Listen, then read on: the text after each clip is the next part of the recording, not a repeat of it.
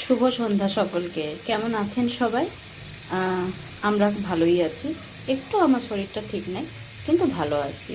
আচ্ছা, আজকে রাত্রের যে খাবারটা বানাচ্ছি, খুব অল্পের মধ্যে অনেক করে কর্তামশাই পালং শাক নিয়ে এসছে।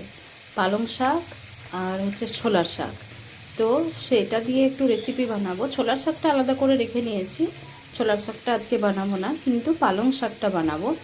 আর এই দেখুন, এখানে ভাজতে রেখে দিয়েছি আদা, ফোড়নে দিয়েছি জিরে আর কাঁচা লঙ্কা, রসুন আর পেঁয়াজ। এটা ভাজছি আমি। এটা একটু ভাজা ভাজা হবে, একটু লাল লাল হবে, দিয়ে পালং শাকটা রান্না করব। আর এই যে হচ্ছে বড়ি। যারা গ্রামের মানুষ এবং শহরের মানুষ সবাই জানে বড়ি কী জিনিস হয়, কারণ পশ্চিমবাংলাতে সবাই জানেন যে বড়ি কী জিনিস হয়। এটা কলাইয়ের ডালের বড়ি, যেটা আমি নিয়েছি আমাদের ঘরে নিজের হাতে বানানো। এটা টমেটো কুচি এই দিয়ে আজকে বানাচ্ছি একটা অনেক একটু অন্যরকম করে। এটা পালং শাক সেদ্ধ করে রাখা, এটা ডুমো করে আলু কেটে রাখা, আর এই পালং শাকটা দিয়েই আমি আজকের রেসিপিটা বানাবো। তো এখানে মশলাগুলো ভেজে নিচ্ছি। মশলাগুলো ভাজা ভাজা হলে তারপরে প্রসেসটা আপনাদেরকে দেখাচ্ছি যে তারপরে কি করব। আর রাত্রে ভাবছি পরোটা বানাবো, এটার সঙ্গে খুব ভালো যায়। এই যে ময়দা মেখে রেখেছি, তো রাত্রে পরোটা বানাবো। কর্তামশাই আসলে, কর্তামশাই নেই এখন, উনি ডিউটি গেছেন। তো উনি আসলে গরম গরম পরোটা সেঁকে দেবো।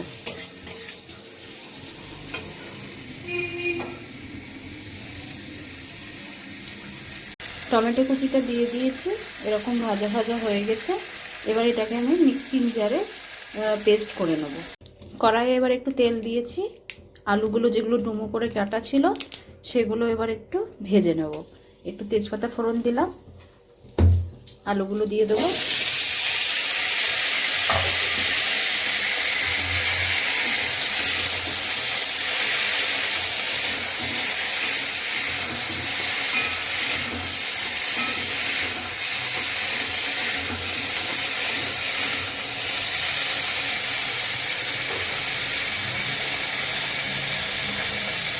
এর মধ্যে এবার হলুদ, লবণ সব এক এক করে দেবো।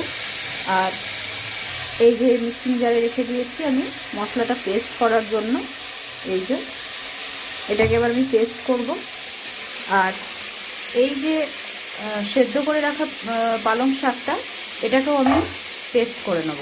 আর এই যে দেখছেন এখানে সবজি মশলা, গরম মশলা, এগুলো সব পাউচ, ধনে পাউডার, এগুলো সব পাউচে রাখা আছে এগুলো। তো এইগুলো এক এক চামচ নেব আমি, এক এক চামচ নিয়ে একটা বাটিতে মিক্স করে নেব।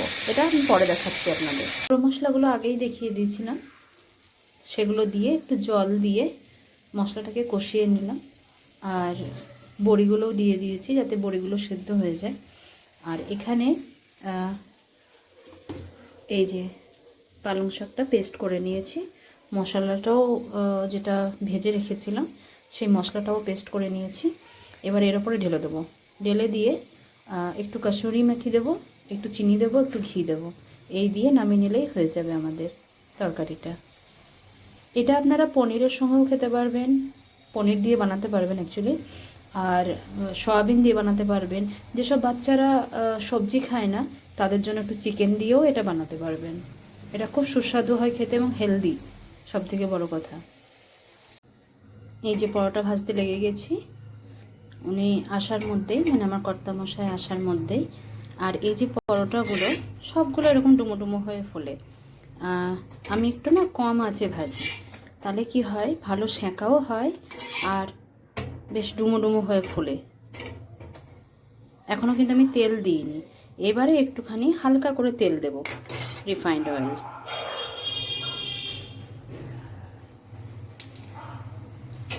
এবার গ্যাসের আঁচটা তেজ করব।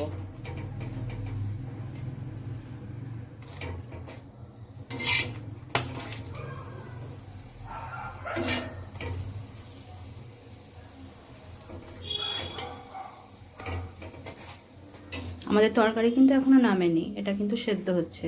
সেজন্য ভাবলাম যে আমি পরোটাগুলো বানিয়েই নিই।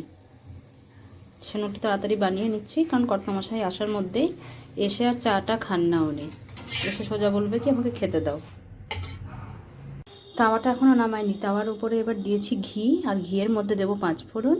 আর এই দেখুন এখানে রেখেছি কসুরি মেথি, কসুরি মেথিটা এর মধ্যে দেব, দিয়ে আমি তরকারিটায় ছোঁক লাগাবো। তরকারিটা হয়ে এসছে, মানে হয়ে গেছে আর কি, শুধু ছোঁকটা লাগানো বাকি আছে।